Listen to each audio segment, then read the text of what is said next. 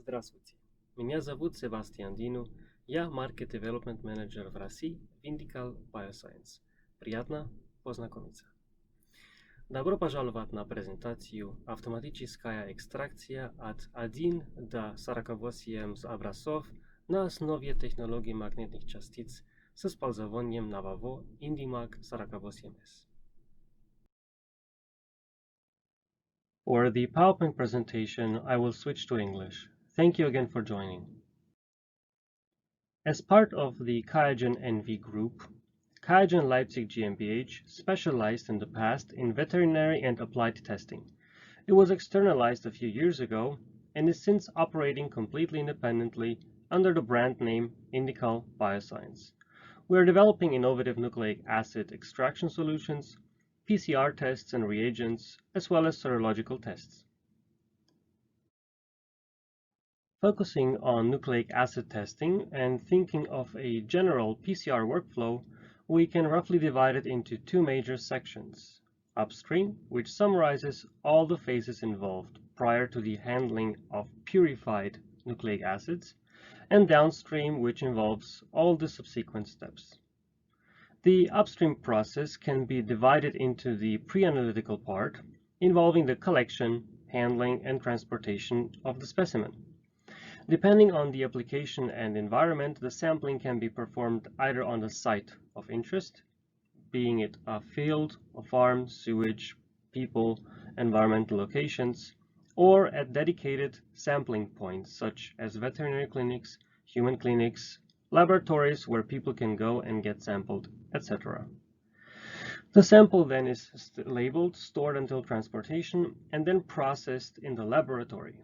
The nucleic acid purification is subsequently either performed manually by means of a fast lysis buffer or spin column, or automated, for example, with magnetic beads. After having our precious DNA and/or RNA, the downstream application follows. There is an abundance of such applications, but in terms of PCR, we speak mostly of reverse transcriptions, in case we are dealing with an RNA, or the directly the amplification via various PCR methods, for example, endpoint PCR, real-time PCR, isothermal PCR, and so on, and subsequent amplicon analysis either manually by fragment analysis or by means of a software.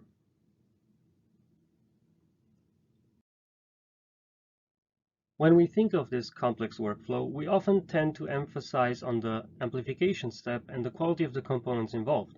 However, the most advanced reagents will have a challenge dealing with difficult samples and maybe poor sample purification.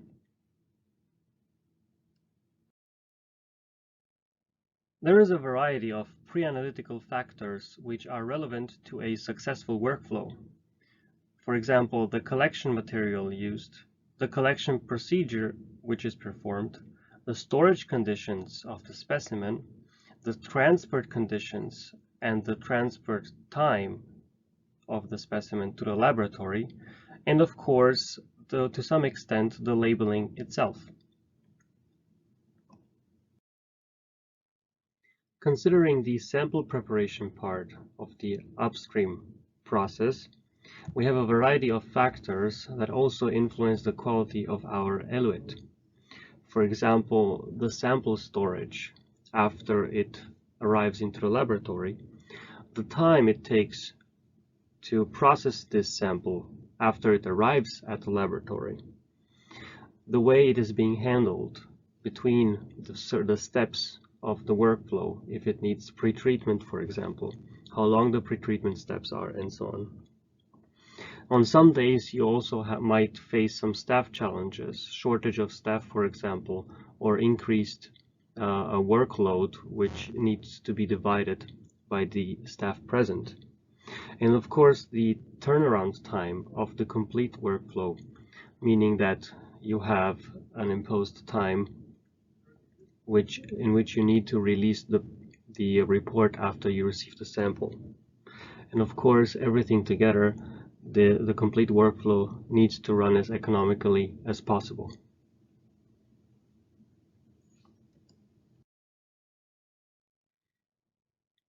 When we put all these factors and visualize them in a triangle, which has the edges of cost, quality, and speed, we need to find a balance between these three factors in order to be able to run as efficiently as possible without compromising time, without compromising the quality and reliability of the result, and without exploding your budget. Considering the aforementioned factors that are significantly impacting our workflow, one might think about the question, when does it make sense to consider automation?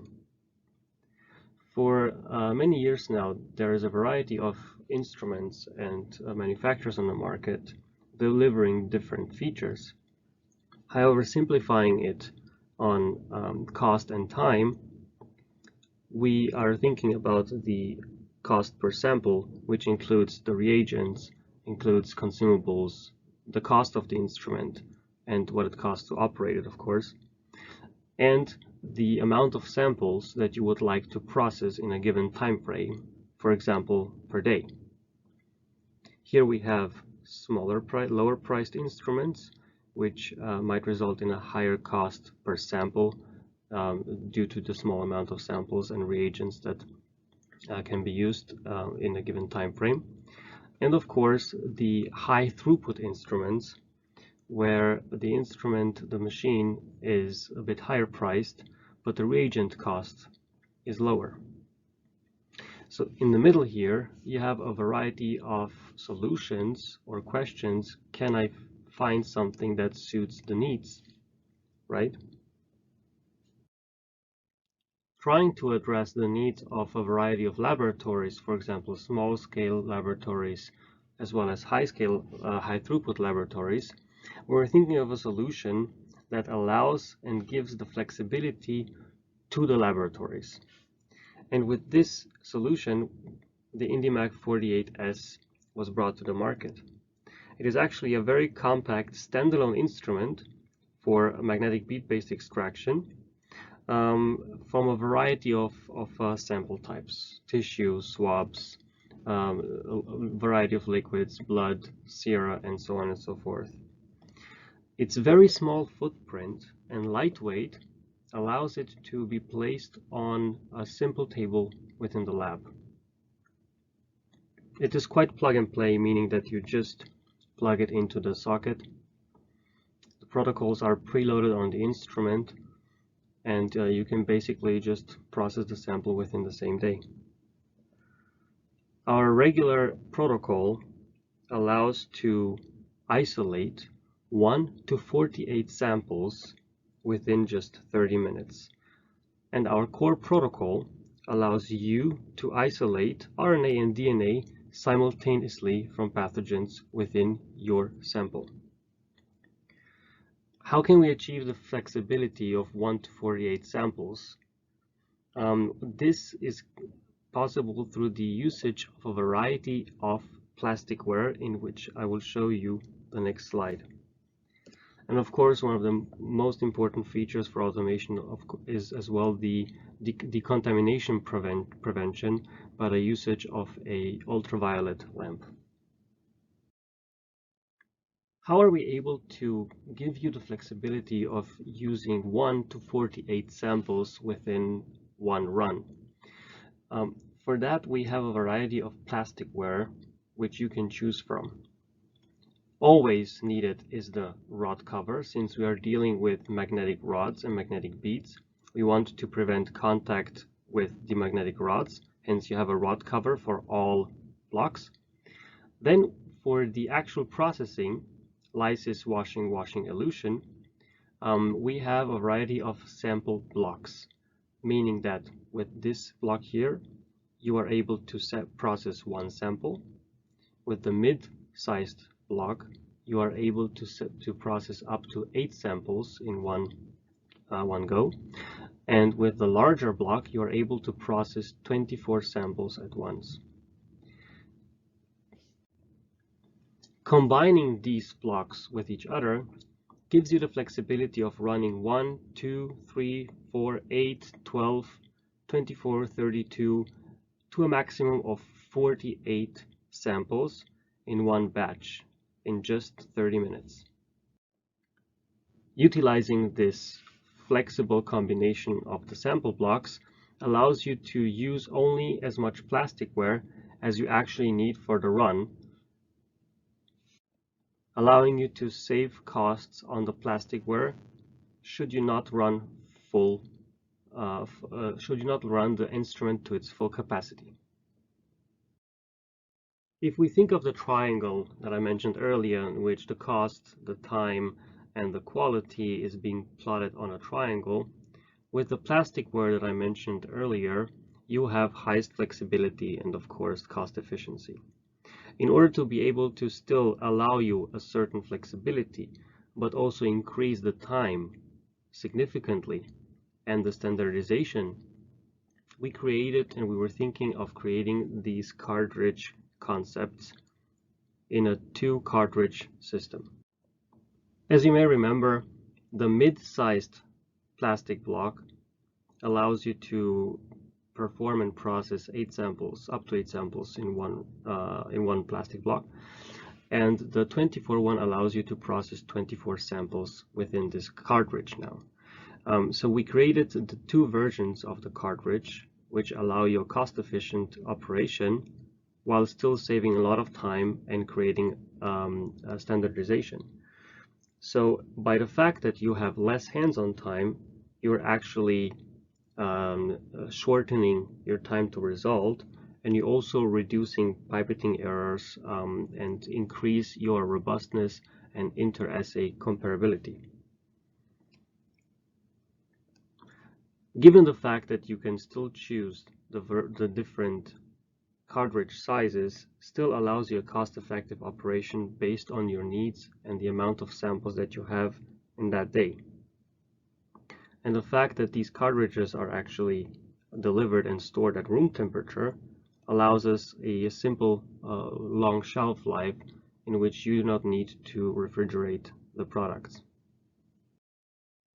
Now that we covered the cost efficiency and time efficiency of the solution, either being the Indimac pathogen kit or the cartridge itself, it is also time to think and talk about the quality.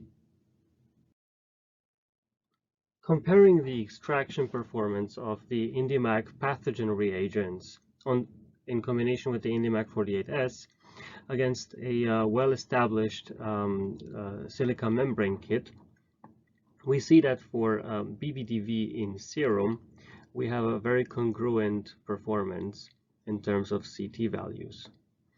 However, when we compare other bodily fluids and compare the extraction performance of the silica membrane and the Indimac pathogen reagents, we do see the advantage of the magnetic bead-based reagents compared to the limitations of a spin column. And it is quite a significant difference of 1 to 3 CT values, resulting even in a higher sensitivity at a very high dilution step.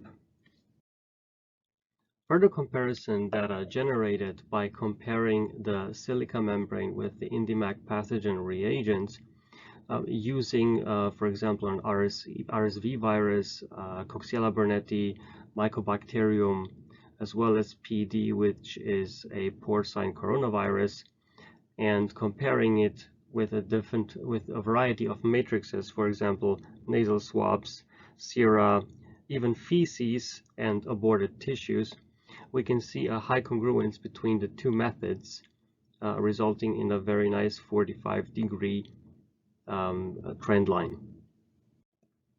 giving confidence that the performance stays relatively stable across a variety of matrices as well as pathogens. In order to test the variation of utilizing the Indimac pathogen reagents on various instruments, we used BBDV RNA spiked blood and serum, and could see that the reagent is stable also while utilizing different instruments. Same was observed for Schmallenberg virus or viral RNA from tissue with the inadequate pretreatment, we see that we have very congruent results as well. In order to test the efficiency of the extraction of machine and reagent versus another well-established vendor, we used blood infected with BTV strains and extracted them on the IndyMac 48S with the IndyMac reagents and the standard protocol versus the Kingfisher Flex and its standard protocol. We can see that even the Kingfisher Flex utilizes 3 washing steps. It is not significantly better than the IndyMac 48S and the reagents and the standard protocol utilized here. Even in most of the cases, we do see higher sensitivity using our protocol on BTV spike blood.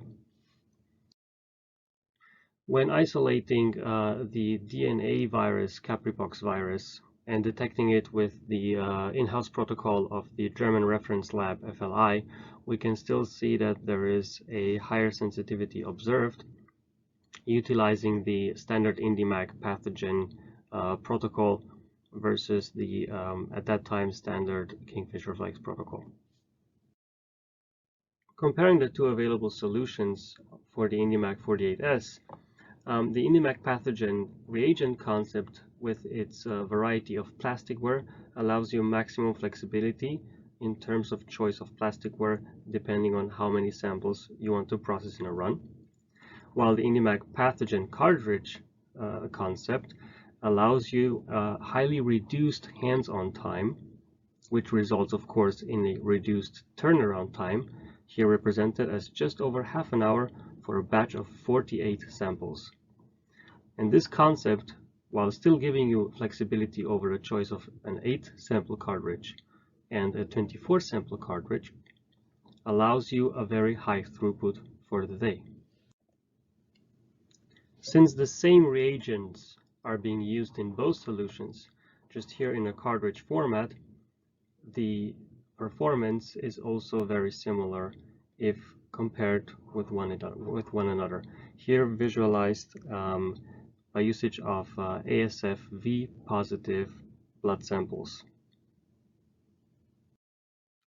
The IndyMac 48S allows you to cost efficiently process 1 to 48 samples in a batch based on magnetic beads extraction methods.